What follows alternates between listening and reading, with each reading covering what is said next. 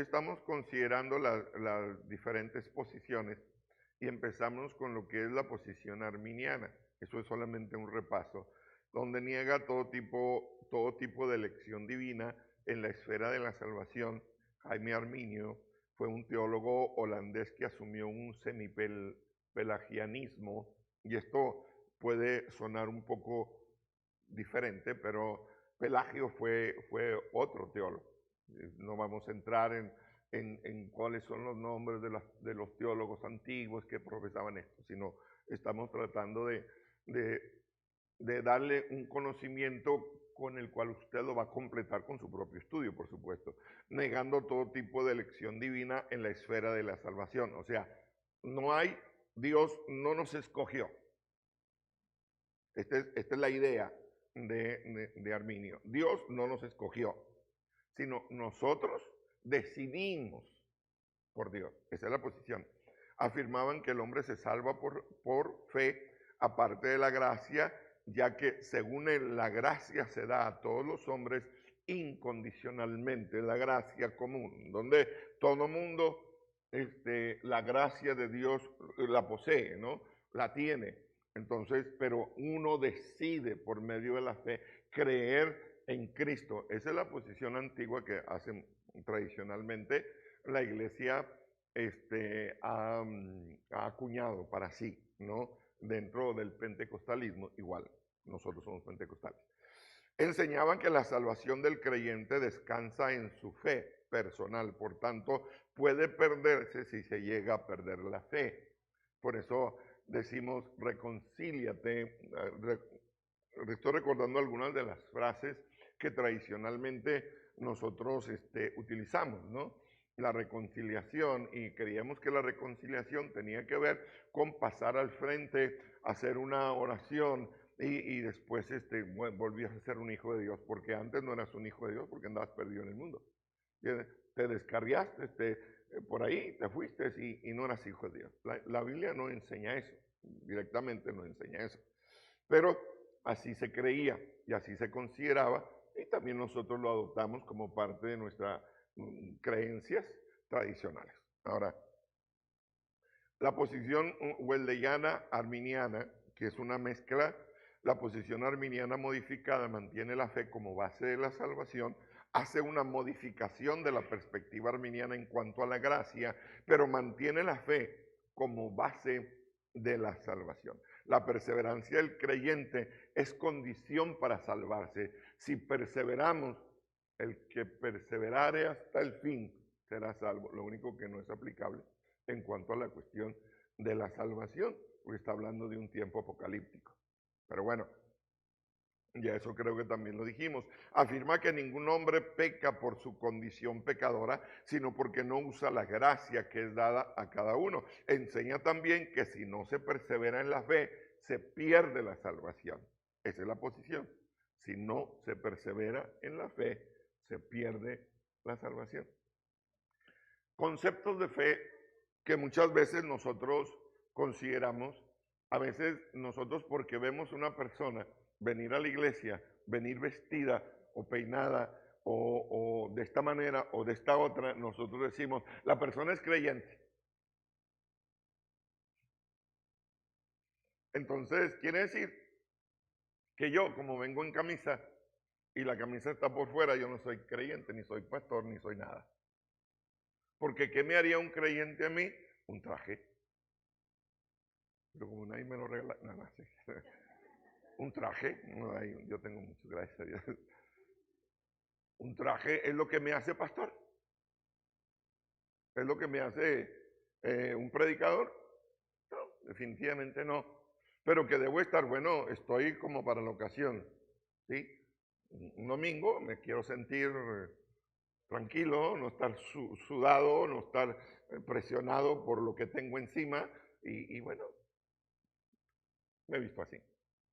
Entonces, ya en la noche, bueno, cambiaré un poquito mi porte, pero hoy en la mañana fue así. Me siento libre. Ok, pero ¿esto es lo que te hace o no? Ese es como el automóvil que lo metes a la cochera. ¿Qué lo hace automóvil? La cochera. ¿no? ¿No? Es la naturaleza, ¿no? Eso es lo que realmente te hace. Que nosotros debemos de vestir de una manera decente, honesta, recatada. Eso es correcto.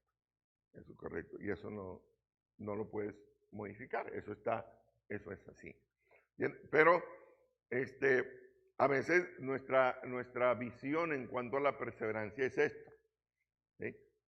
Y no es así. No es así.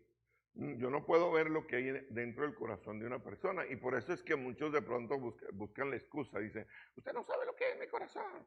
Pues no, solamente Dios. Pero justamente porque Dios sabe, yo no te puedo a lo mejor juzgar y darte un destino.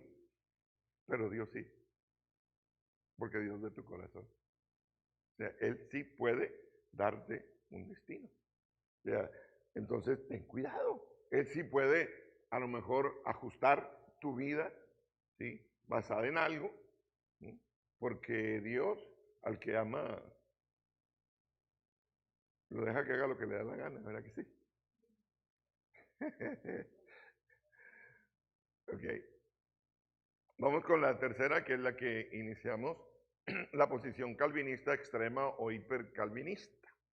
El calvinismo de 5 puntos entienden que la redención no es ilimitada.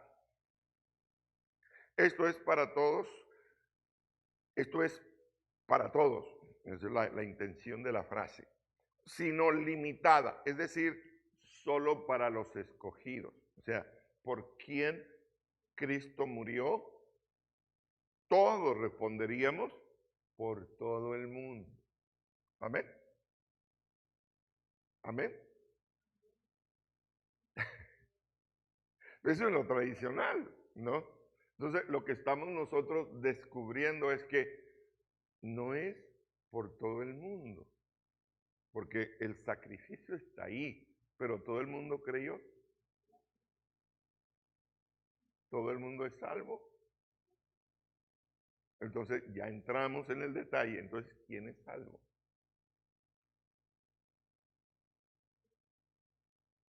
¿Quién es salvo? ¿Los qué? Los escogidos, los que Dios escogió. Okay. Bueno, vamos un poquito más adelante. Establece una deducción filosófica, esta posición,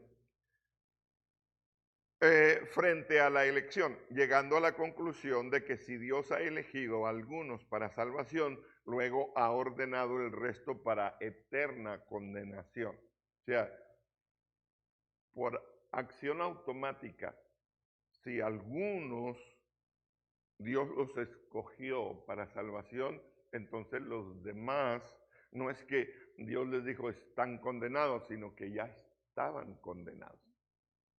Igual que a los que Dios escogió. Todo el mundo estaba bajo pecado, pero Dios quiso escoger a algunos para salvación. Esta es la idea.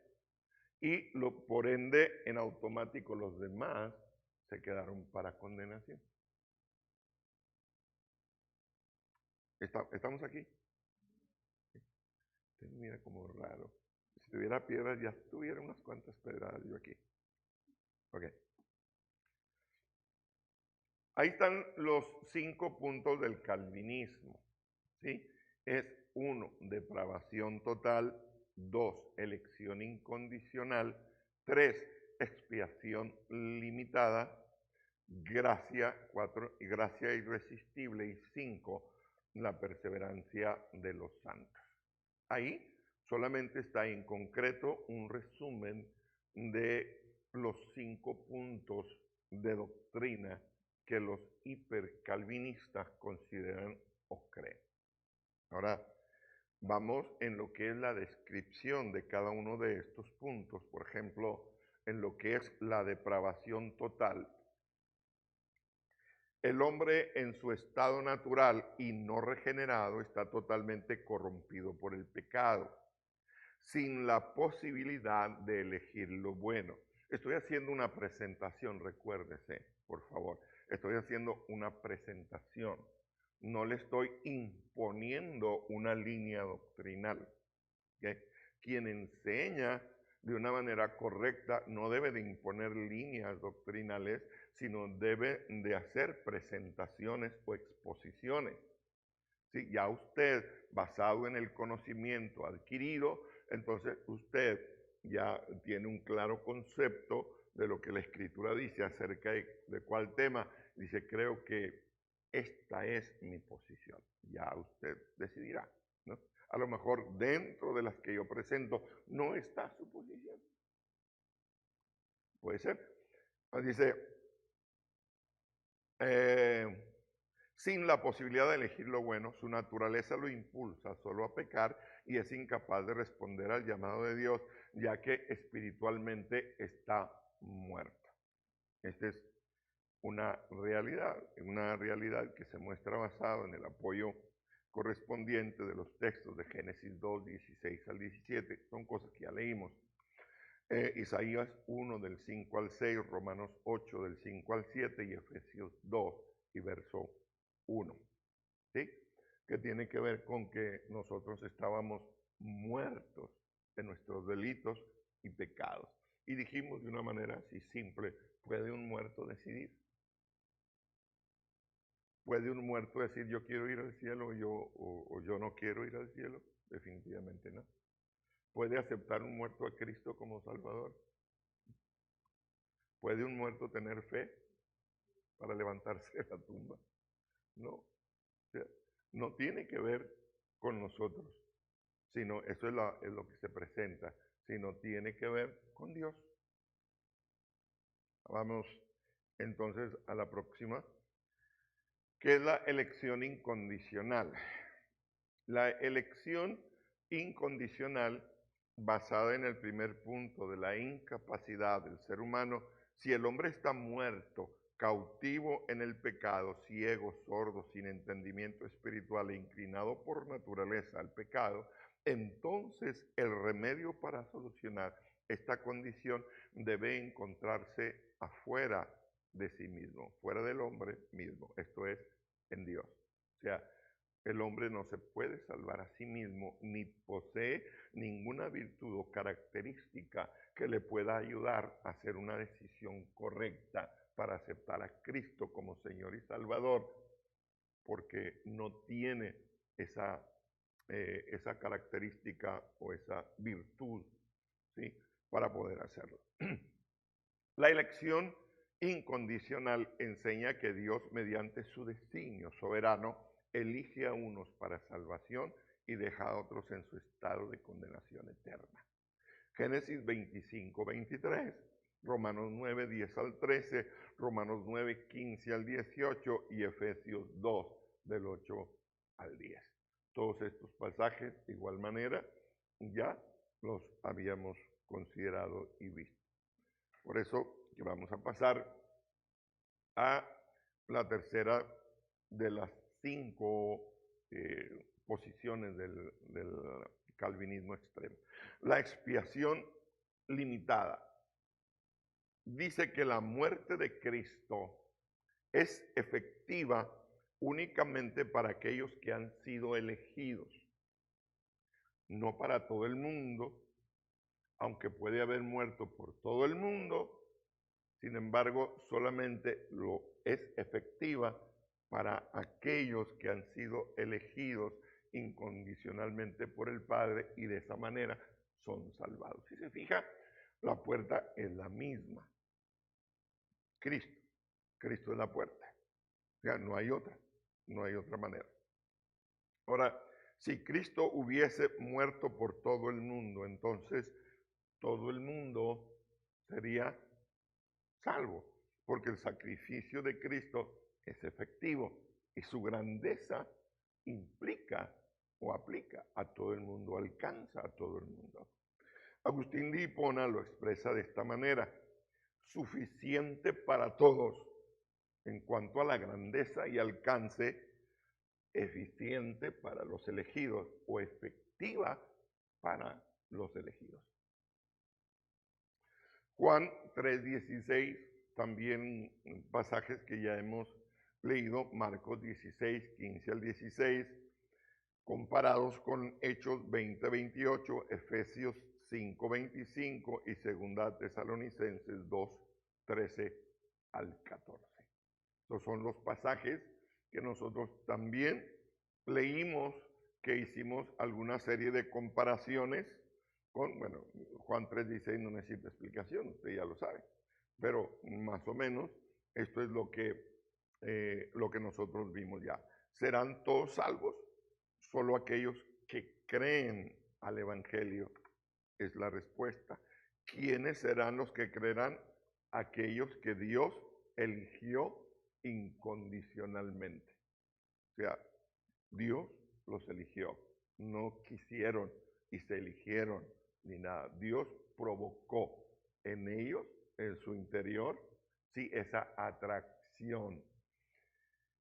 Y en algún momento vamos a considerar cómo funcionó esa atracción, porque a veces la gente piensa que la atracción es opcional, pero la atracción no es opcional, sino aquí, en esta, vamos a adoptar esa frase o esa palabra, atracción, tiene que ver con haber sido arrastrado, tomado y haber sido arrastrado hasta la posición en que nosotros estamos. O sea, esto viendo las maneras en cómo Dios lo hizo, ¿sí? En cuanto a lo que es nuestra salvación. Vamos al siguiente, que es gracia irresistible. Ese es el cuarto punto de los hipercalvinistas. La gracia irresistible es el llamamiento eficaz que Dios le hace al hombre pecador, el cual es capaz de quebrantar su duro corazón y atraerlo a Él. Esto es parte de lo que le estaba diciendo.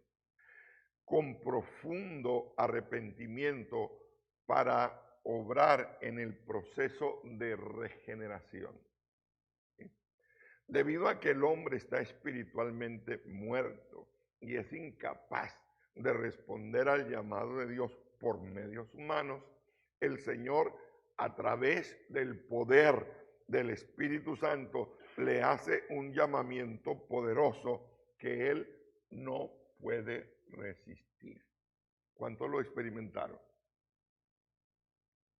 Nadie, ¿verdad? ¿Lo experimentó o no lo experimentó?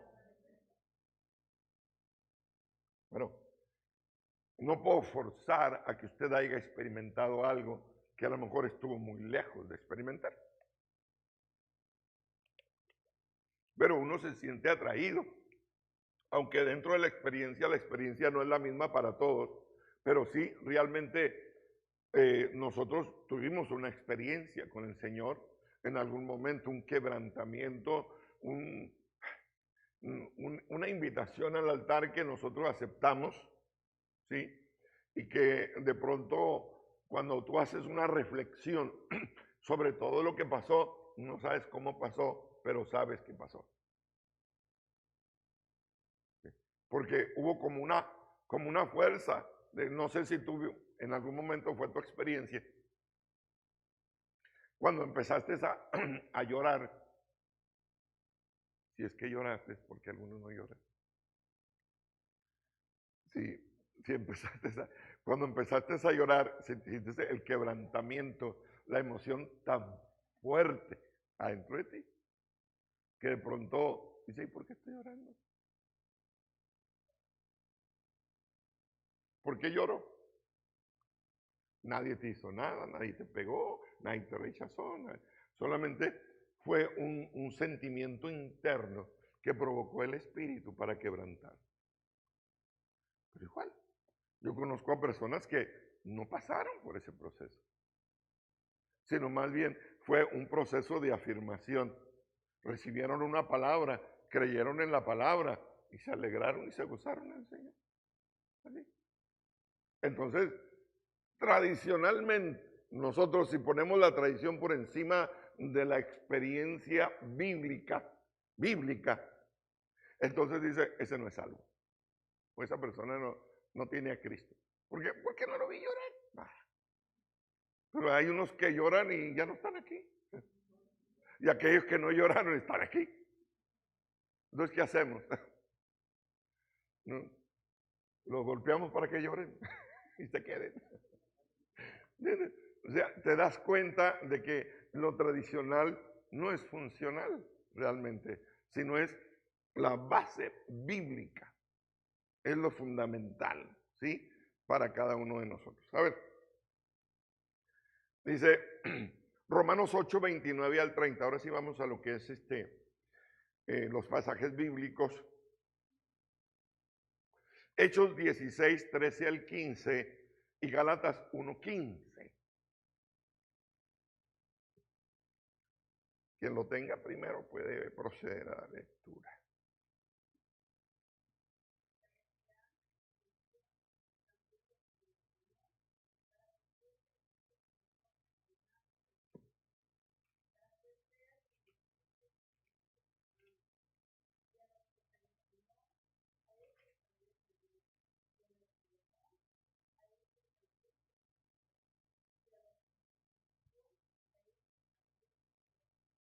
Amén. Gloria a Dios.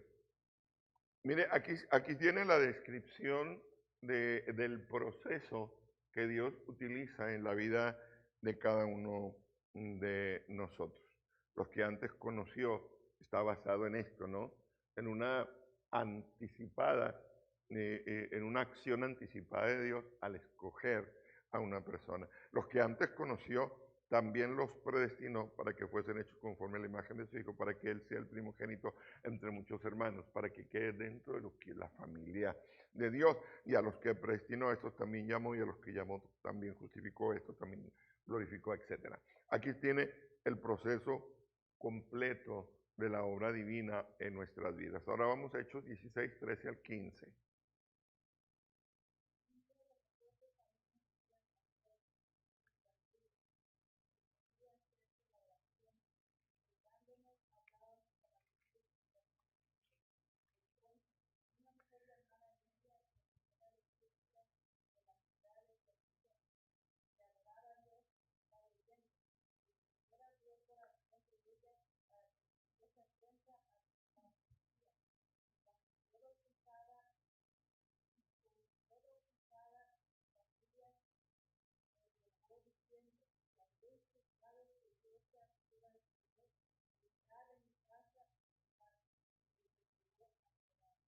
Ok, aquí lo que debemos de resaltar o hay que resaltar en cuanto a esto es lo siguiente. Dice, el Señor abrió el corazón de ella.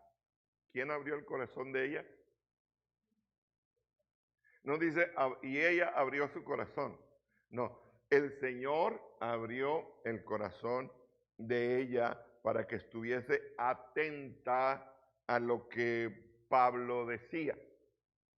¿Ves cómo Dios va haciendo la obra en la vida de cada uno de nosotros?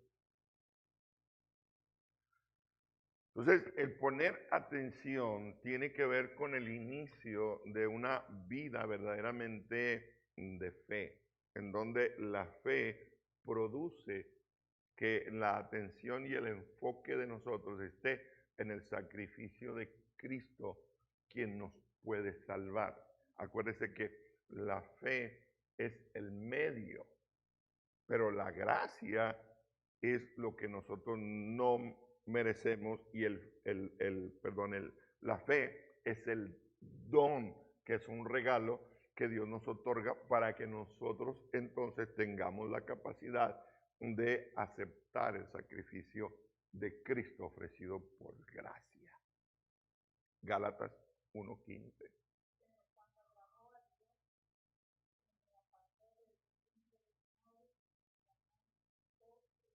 Amén. Pero por cuanto agradó a Dios que lo apartó desde el vientre de su madre, desde el vientre con anticipación, ¿sí? Ya la obra del Señor estaba trabajando. Yo creo fielmente que que Dios, hermano, nos ha escogido a nosotros, ya haciendo práctico lo que estamos viendo, nos ha escogido. Y nos ha escogido desde antes de la fundación del mundo. Nos ha escogido para buenas obras. Nos ha escogido para salvación. ¿Sí? Por eso es que esto da un resultado en nuestras vidas y el resultado es que caminamos de una manera firme, de una manera confiado en que nosotros mismos no, confiados en el sacrificio de Cristo. Si confiáramos en nosotros mismos, entonces estaríamos viendo qué puedo hacer y qué no puedo hacer. ¿Esto es pecado o no es pecado? Si hago esto, ¿pierdo la salvación? Si hago esto, ¿gano la salvación? Estaríamos siempre pendientes de qué no hacer o qué hacer, bien, en cuanto a la obra de Cristo. Ahora, ya no, llegamos demasiado tarde en cuanto a eso. Por eso es que cuando estás seguro de que realmente tienes la salvación asegurada en Cristo, tu vida está libre. No estás pensando que es pecado o no es pecado, no para cometerlo, ni para actuar en libertinaje. No, que al cabo ya todo no va a ser salvo. No, no, hay un compromiso mayor. Eso es lo que enseñamos. O sea, nunca se enseña la gracia como libertinaje, sino se enseña la gracia como algo que tiene una responsabilidad mayor en nuestra vida, de ya que hemos sido escogidos desde antes de la fundación del mundo, entonces debemos de ser agradables a Dios en todo el tiempo de nuestro peregrinar. ¿Cómo agrado a Dios? Y agradar a Dios tiene que ver con hacer su voluntad. ¿Qué tiene que ver con la voluntad de Dios? Bueno, un poquito más adelante lo vamos a considerar. Y vamos por último al quinto punto del hipercalvinismo, la perseverancia de los santos. Aquí está la definición en el cuadro en donde dice: la doctrina de la perseverancia de los santos enseña que aquellos que han sido elegidos incondicionalmente por Dios y sus pecados han sido expiados, otorgándoseles una salvación eterna, dice, jamás caerán de la gracia a la cual han sido llamados. No pueden caer de la gracia. ¿Qué quiere decir caer de la gracia? Porque a veces nosotros decimos, caer de la gracia es que, mira dónde está, mira lo que anda haciendo. Entonces ya nosotros, cuando se comete un pecado, ¿sí? Entonces, cayó de la gracia. No es que cayó de la gracia. Si hubiera caído de la gracia, ya se arruinó por completo toda su vida. ¿Sí? Ahora, a nosotros nos gusta siempre señalar mucho los pecados y los defectos de las personas. Pero nosotros siempre ponemos nuestro enfoque en los pecados que más llaman la atención. ¿Sí? ¿Cómo podríamos decir? La borrachera, ayúdeme. ¿Eh? Adulterio, fornicación, cosas que son muy llamativas, ¿no? De pronto, que son públicas. Dicen, bueno, ¿y de las privadas qué me dices? Porque esas son públicas, todo el mundo lo sabe. Cuando una persona adultera dice, ¡ay, mira, ese es un adúltero! Y eso que predica la palabra, y eso que va a la iglesia, y eso que canta, y eso que dice. Entonces, por ahí está la crítica. ¿Sí? Pero tú conoces su corazón. Tú no sabes cuánto ha sufrido después de su error. No sabes si Dios lo perdonó o no lo perdonó, pero nosotros no lo perdonamos. Nosotros lo procesamos, y ya como hablo como ministro en varias iglesias, pues tenemos que entrar en un proceso de restablecer su testimonio, no de restablecer a la persona se restablece en su comunión con Dios, cuando en su intimidad le dice, perdóname Señor, porque pequé. ¿Y qué vas a hacer tú?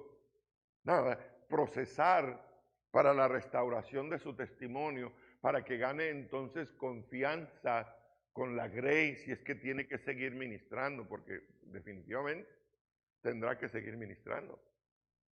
Un pecado, que hayas caído en un pecado, está bien, caíste en un pecado y necesitas ser restaurado, pero tenemos que restaurarte para poder ponerte en una posición en donde puedas ser aceptado por la gente. Porque al final, si se amacha en un lugar, no, porque yo aquí era el pastor, aquí yo era el que mandaba y aquí me voy de nuevo, se lo impones a la gente y la gente se va a ir. Porque no acepta esa clase de conductas o de pecados. Ay, bien. Juan, de ahí que esta doctrina también se le llama la doctrina de la seguridad de la salvación.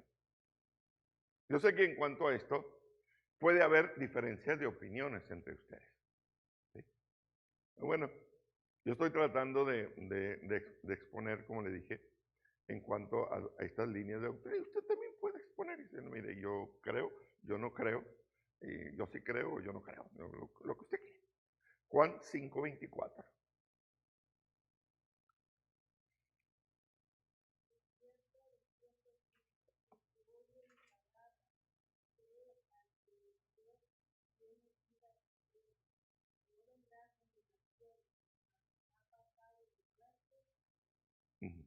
Ok. Aquí se supone que la parte introductoria del texto, que son las primeras frases, indica una posición dentro ya del cuerpo. Cuando estás ya dentro del cuerpo, cree al que me envió, tiene vida por 5 años, por 10 años, mientras no peque, porque si peca entonces se acabó todo. Entonces, no. ¿Vida qué? Eterna. Vida eterna. Entonces, la vida eterna está basada en el don de fe, que tiene que ver con creer en la obra de Cristo, que nos introduce dentro de su cuerpo y nos posiciona dentro de él. Juan 6:39.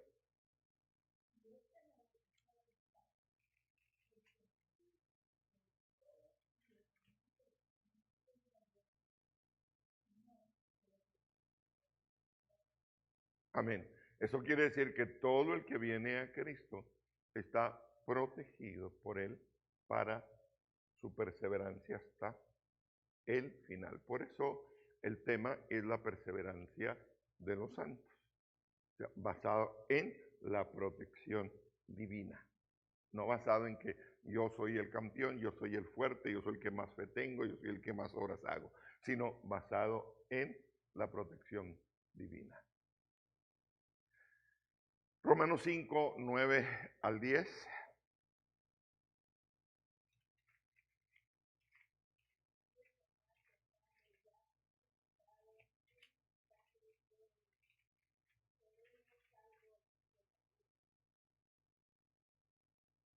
Sí.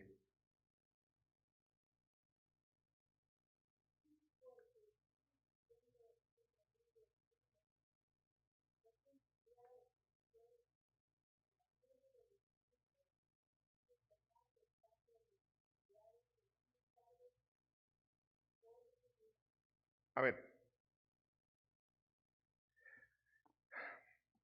¿qué es lo que, póngale atención a esta lectura? ¿Qué es lo que usted entiende en esta lectura?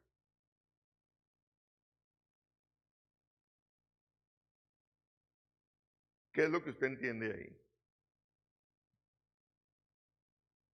Verso 10, vamos.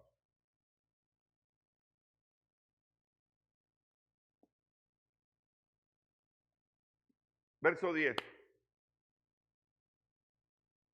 Verso 10.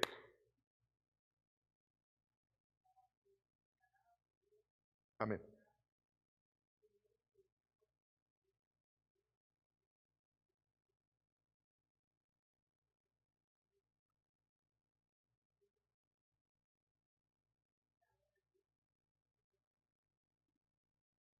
Amén. Traducción hermana Silvia. A ver, ¿qué entiende ahí en el texto? Vamos.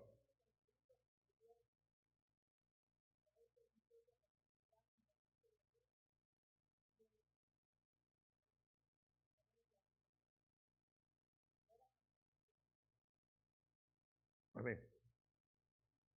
Vamos. ¿Qué más? Sí.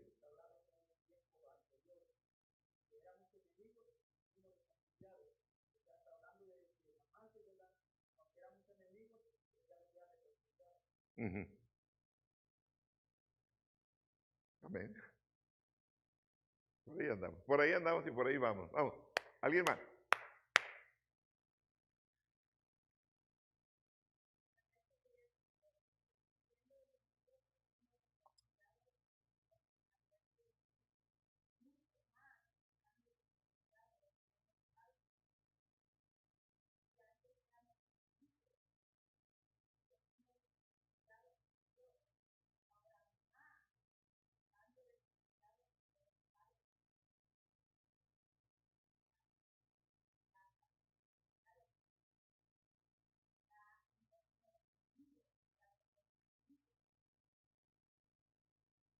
Gloria a Dios.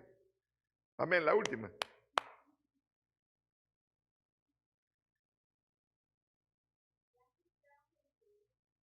¿Cómo?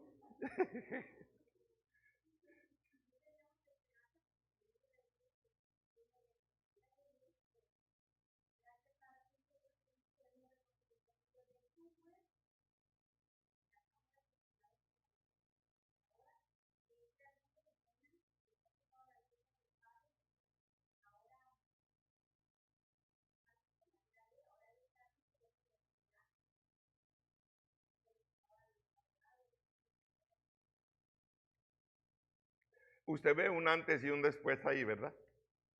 ¿Sí? Un antes y un después. El antes era qué? ¿Eh? Enemigos. El antes era enemigos. Y el después, reconciliados. Si antes que éramos enemigos, Él nos reconcilió para que no lo fuéramos más, ¿cuánto más ahora que hemos sido reconciliados y que somos hijos, no nos da la seguridad de la vida, por supuesto? Salvos de la ira, que dice el verso que le antecede. ¿Te das cuenta? Entonces, aquí está hablando de un antes y un después, pero todo es producto justamente del Señor. Filipenses 1:6, por favor.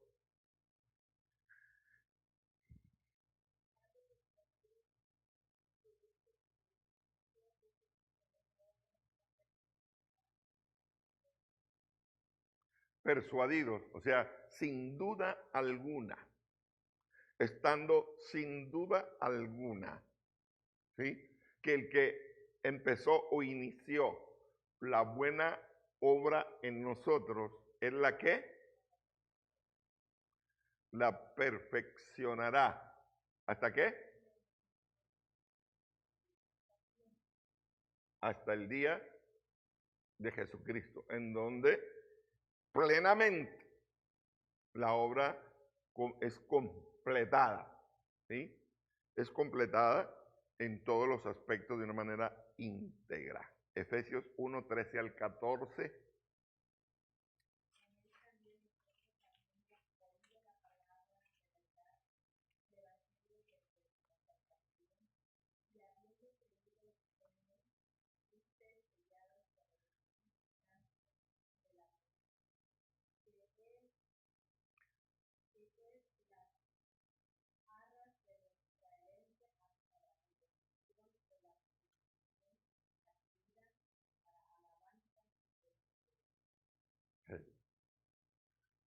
Me gusta la conexión que hace un verso con el otro ahí. No sé si ustedes lo notan. El que inició la buena obra en vosotros la perfeccionará. Y aquí te dice, Él también, en Él también vosotros, habiendo oído la palabra de verdad, uno, inició, el inicio.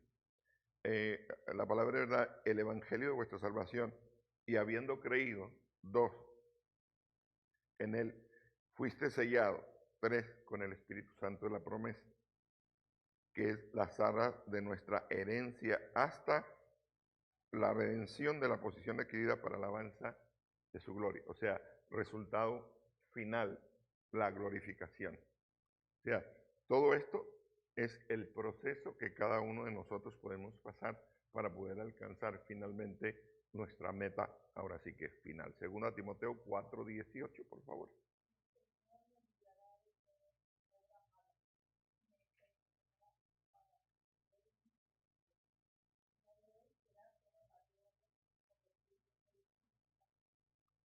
¿Y el Señor qué dice? ¿El Señor qué? ¿El Señor qué? Ahora, ¿cuál es la descripción de toda obra mala? Aquí.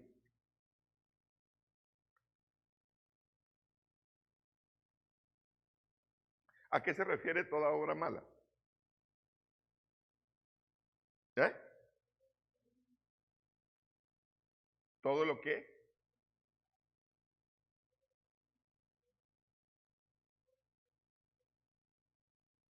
todo lo que va en contra de Dios, de su parte.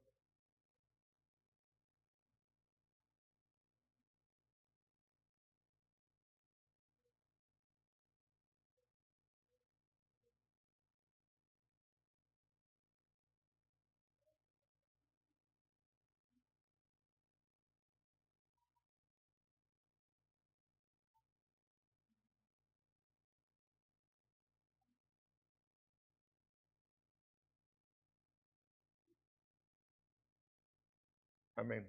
No entendí muy bien, pero estoy tratando de procesar. A ver, ¿eh? ¿De qué obra mala está, es la referencia que está haciendo aquí?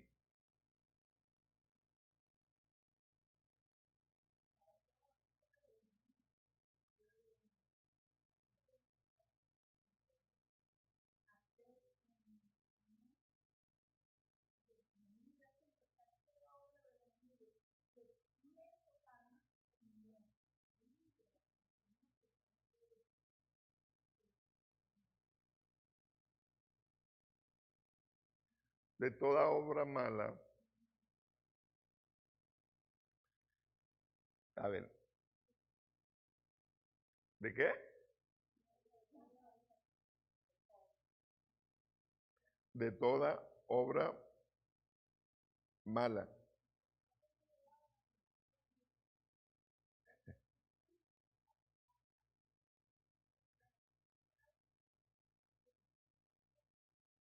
Ok.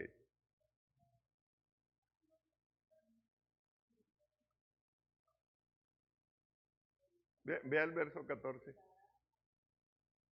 el verso 15. Alejandro el calderero. Ese mero, calderero. Ajá. Me ha causado muchos males, obras malas en contra de Pablo. ¿Qué más?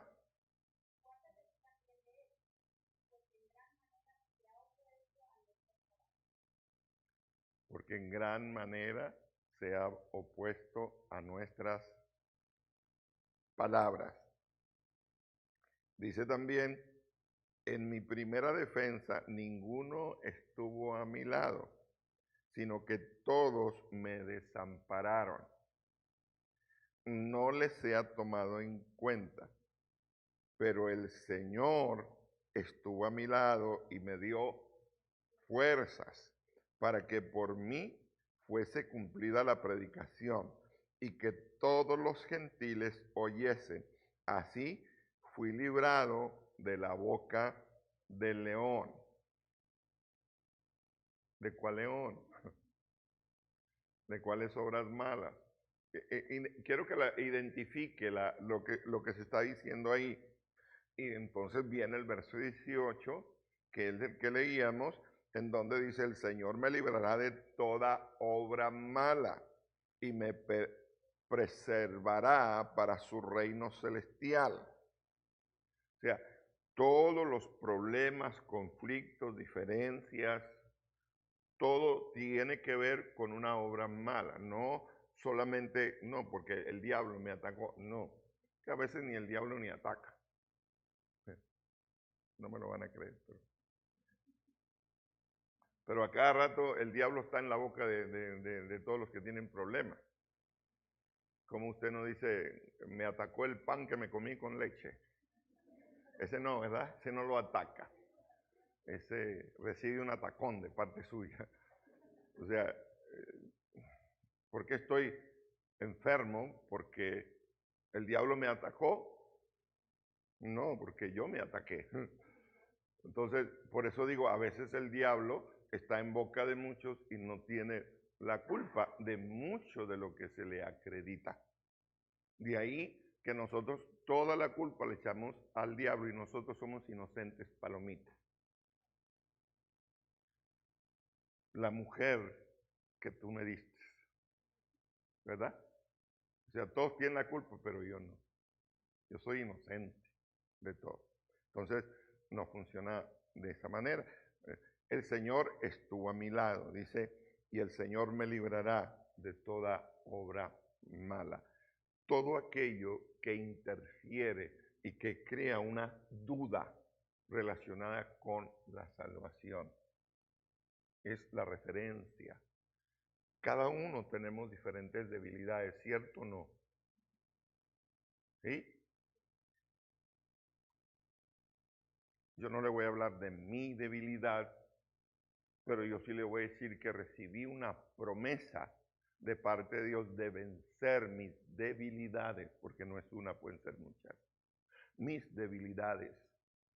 Dios es el que me va a ayudar. Yo sé que con mis fuerzas, aunque haga lo máximo, quizás no podré, pero con la ayuda del Señor que está con nosotros, sí se puede. Amén. Para eso se nos dio la presencia y el Espíritu Santo de Dios. Vamos, adelante entonces.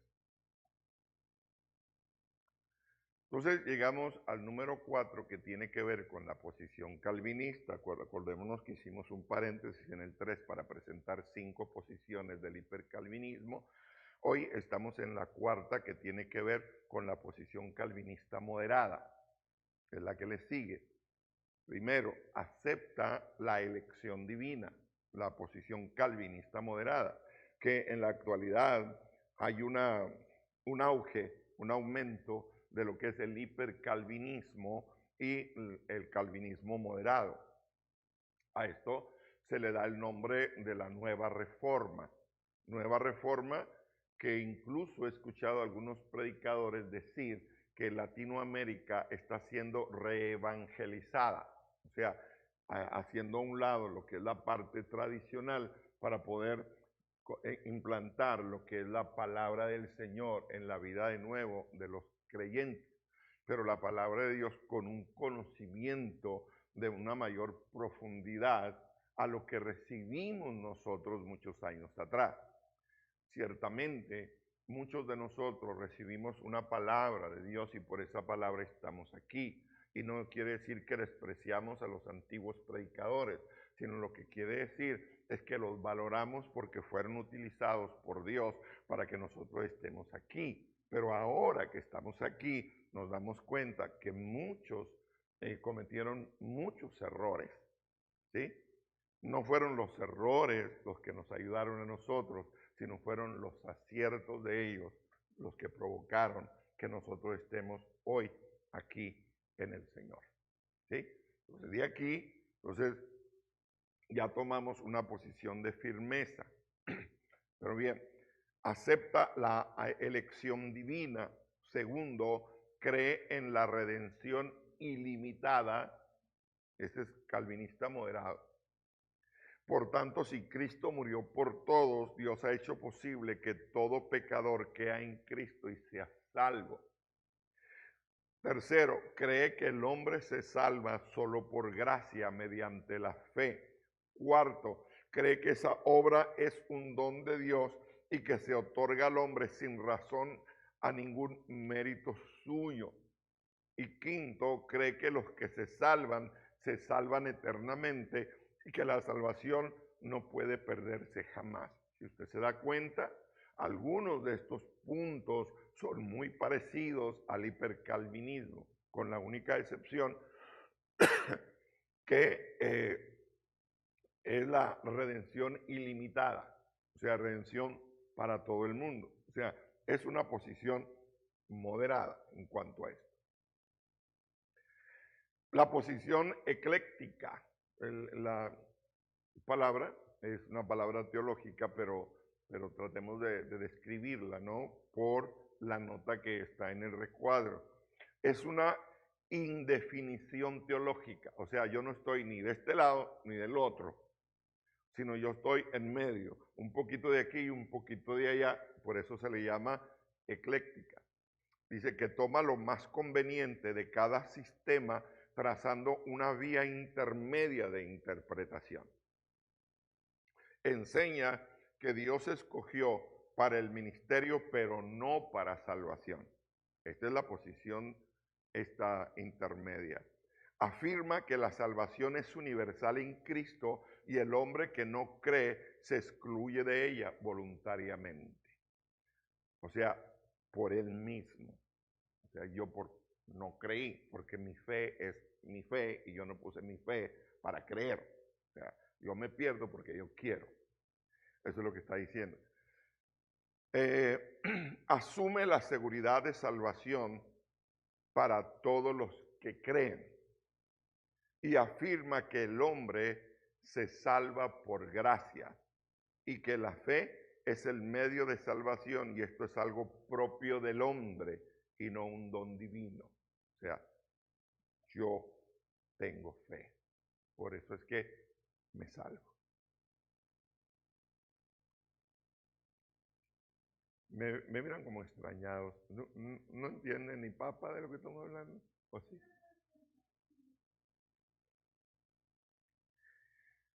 ¿Por qué hacemos esto? Bueno, justamente por lo que estaba hablando anteriormente.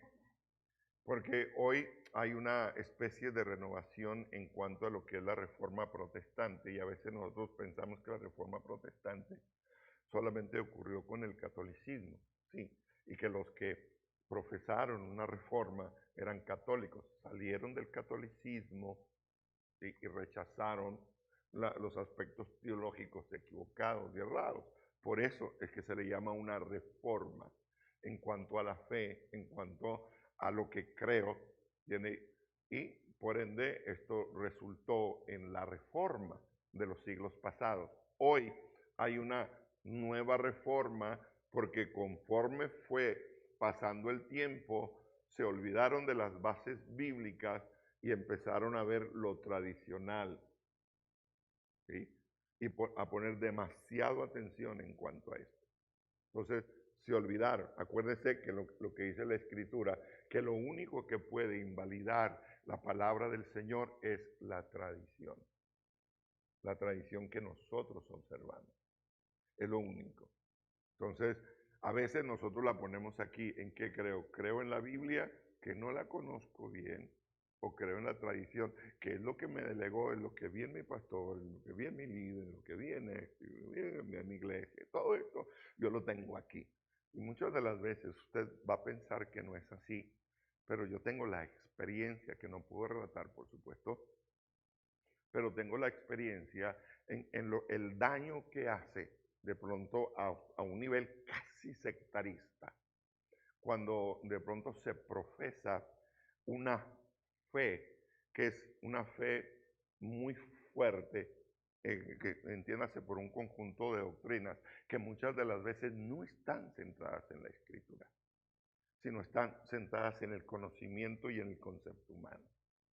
Entonces, porque yo pienso que así es, entonces yo lo aplico y así tiene que ser. Y si no eres como yo te digo que debes de ser, entonces o vete de la iglesia, o estás fuera, o no contamos contigo, o una cosa que es excluyente. ¿Entiendes? Y eso muchas de las veces la gente abraza esta clase de semisectarismo, podríamos decir legalismo muy ortodoxo, muy fuerte. Entonces muchas de las veces esto te lleva incluso a la separación dentro de las familias, ¿sí? Y a crear ciertos aspectos, no de alegría, de libertad, de gozo, sino ciertos aspectos hasta de amargura. Y tú defines a las personas de esa manera, ¿no? Bueno, por lo menos nosotros por la cantidad de experiencias que hemos tenido, hemos aprendido a ver de pronto en una persona cuál es ese grado y hasta dónde se está dañando. Y eso no lo puede dañar a una persona solamente, puede dañar a una familia, puede dañar a una generación, puede dañar a una descendencia. No porque mi mamá era así, mi papá era así, mi abuelo era así, mi bisabuelo era así, entonces yo soy así. Entonces no hay cambio ninguno. Y creo que no debe ser así. Creo que nosotros debemos de aprender a poner nuestro fundamento en la Biblia, en la Escritura, no en los conceptos tradicionales que podemos haber heredado de nuestros padres. ¿Ah? ¿Cuál es la verdadera posición? Ningún sistema teológico es inerrante. Solo la Escritura lo es. La inerrancia también es una doctrina bíblica, y ahorita lo explicamos. Segunda Timoteo 3:16 dice, toda la Escritura es inspirada por y útil para enseñar, para redarguir, para corregir, para instruir en justicia. Por tanto, solo la Biblia tiene la verdadera posición correcta. Ningún sistema teológico humano puede reconciliar cosas que nuestra propia razón no se concilian y que aparentemente se contradicen. Conversaba con una persona. Cada una de las posiciones estudiadas tiene parte de la verdad única de la Escritura. Conversaba con una persona y me decía, no, pero es que nosotros debemos de creer de esta manera, porque si no creemos de esta manera, entonces todo esto se cae como fichas de dominó. Yo digo, no puede ser. O sea, la Biblia no te está forzando a que creas en un sistema teológico. La Biblia te declara la verdad para que creas en la verdad, ¿sí? No en un sistema teológico. Entonces, si el sistema teológico al no creer en lo que dice, entonces se destruye, es un problema del sistema, no mío. Lo que me importa a mí es poner mi enfoque en una verdad fundamental, básica de la Escritura. Eso es lo que a mí me va a ayudar, no lo demás. ¿Sí? Por eso es que en la adaptación de nosotros a una línea de doctrina pueden existir, como lo vimos, posiciones intermedias que tratan de reconciliar, ¿sí?, algunos aspectos teológicos. O sea, ¿qué me importa a mí si está peleado este sistema con este sistema?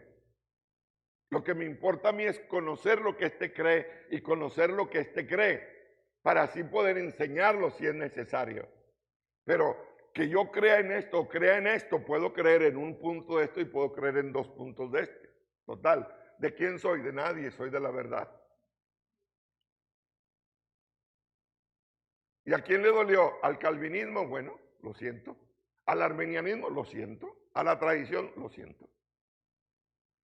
¿A mi concilio? Lo siento.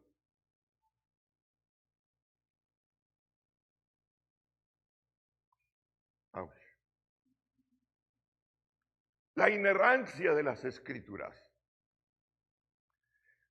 La doctrina de la inerrancia bíblica es importantísima.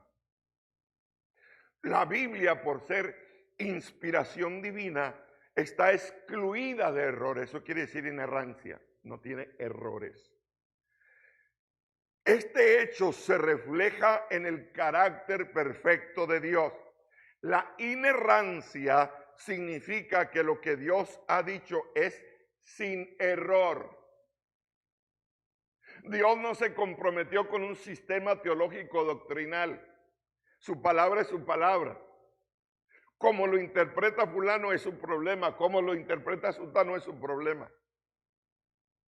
Lo que nosotros debemos de creer es a la verdad de la Escritura. Primera de Pedro 1, 23 al 25, por favor.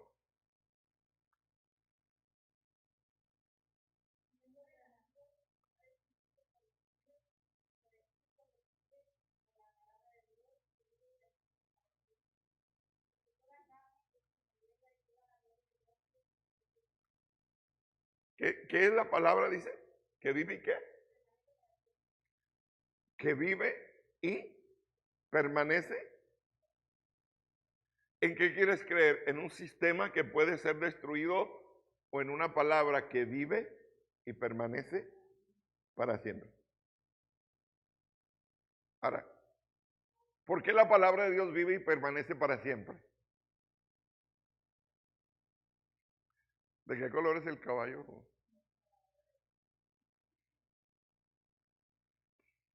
Porque es palabra de Dios. Porque es palabra de Dios. Y ahí viene la parte inspiracional. Porque es palabra de Dios. Porque sale de la boca de Dios, pero del ser interno divino.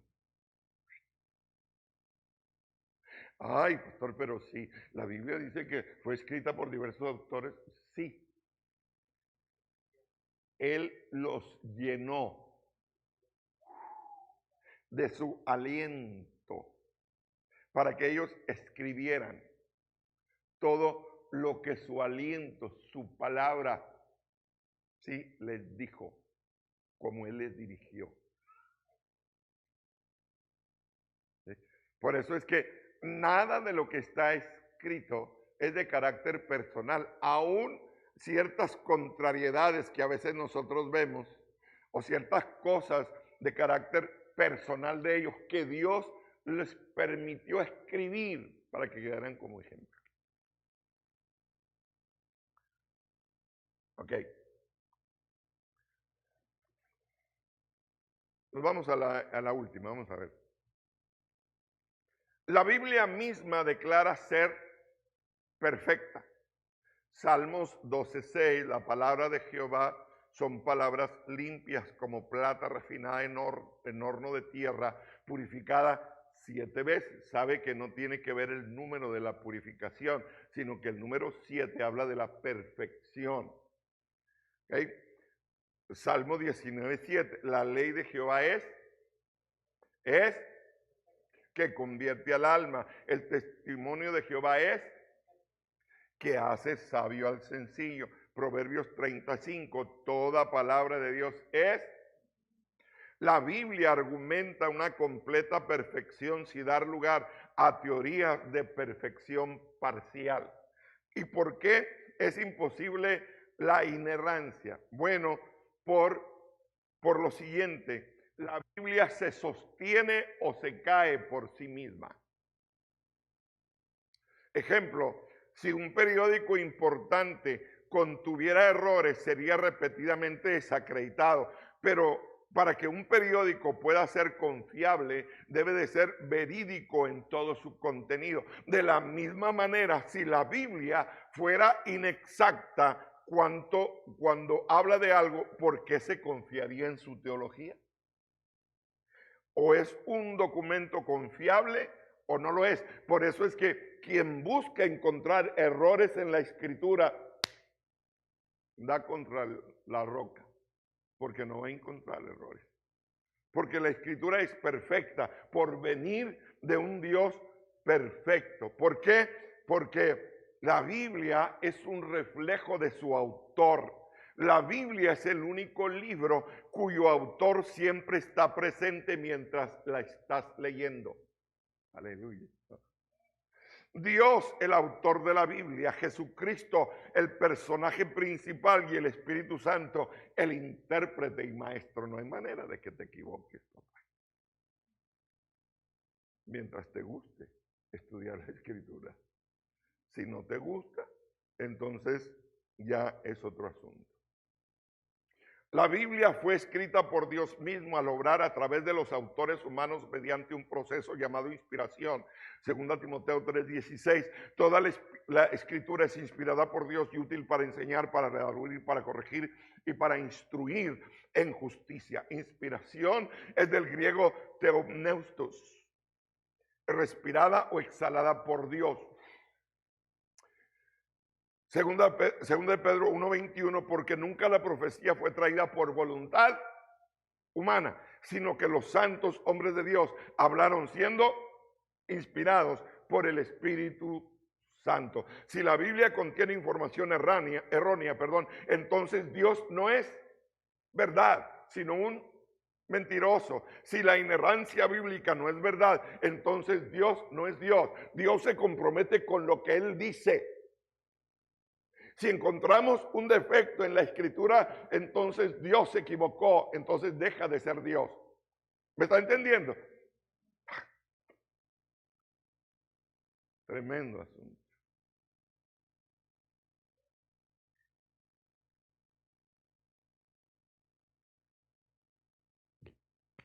Me falta mucho, por eso es que iba a tratar de terminar, pero no puedo. Una de las cosas que, y con esta sí quiero terminar.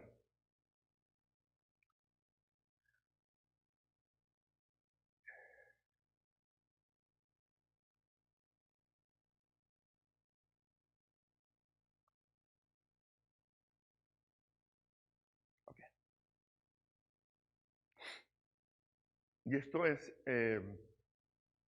lo que se llamaría la ley del péndulo, relacionado con la fe práctica. No tengo nada aquí.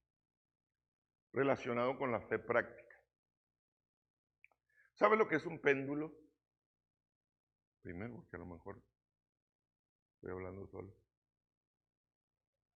¿Sabes qué es un péndulo? ¿Qué dice? ¿Qué es un péndulo?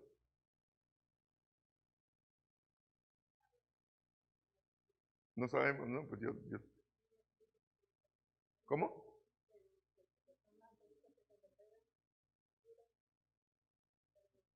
No necesitan ser bolitas, pero puede ser una bolita.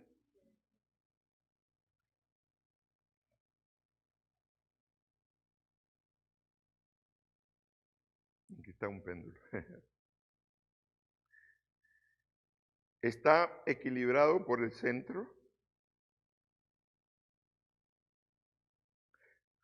Entonces, cuando tú haces esto, equilibrado por el centro, entonces está de manera perpendicular, en donde hace esto. Y luego cuando lo hago unas 100 veces ya te dormiste. Ay, no. Ok. Vaya. Hablando de lo que es la fe práctica.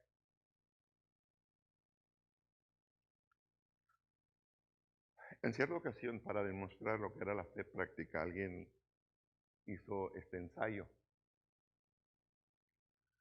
y creó el péndulo y dijo, cuando tú le das al péndulo, es imposible que el péndulo vuelva a tocar esta parte una vez que ha salido. No la va a tocar, sino al contrario, va menguando hasta que se queda inmóvil en el centro. Ya, sí, qué bien. ¿Y qué con eso? Bueno, cuando le dice la persona a la gente, le dice, mira, ¿tú crees en el péndulo? ¿Tú crees que eso es así? ¿Tú crees que funciona así? Sí, claro. Una vez que sale, ya no vuelve a llegar a su destino, sino va de menor a menor a menor, hasta quedar inmóvil. Bueno, entonces dice, ¿te parece bien si colgamos unas pesas de unos 150 y tantos libras? Y ahí, entonces, tú te paras de ahí donde va a salir las pesas y luego las dejamos ir. Como el peso no va a llegar de nuevo a su destino, tú te quedas ahí sin moverte, porque no te va a pasar nada. Y dijo, no, yo no me quedo ahí. Pero no estamos considerando que es funcional el péndulo y que no vuelve a su destino. Sí, pero entonces, ¿por qué no lo aceptas con peso? ¿Puede llegar a fallar? Definitivamente la ciencia dice que no. Pero ¿y qué tal si sí? Le va a dar un gran golpe. O sea, esto tratando de demostrar lo que es la fe teórica. Muchas veces hablamos de lo que es la fe teórica, la fe en la escritura, la fe en la palabra, ¿sí? Y le decimos, ¿crees en la palabra? Sí, pero cuando vas a hablar de lo que es la práctica de la palabra, no. ¿Y qué pasa con esto? Esto corta todas las bendiciones que Dios pudiera darte en algún momento. Póngase de pie.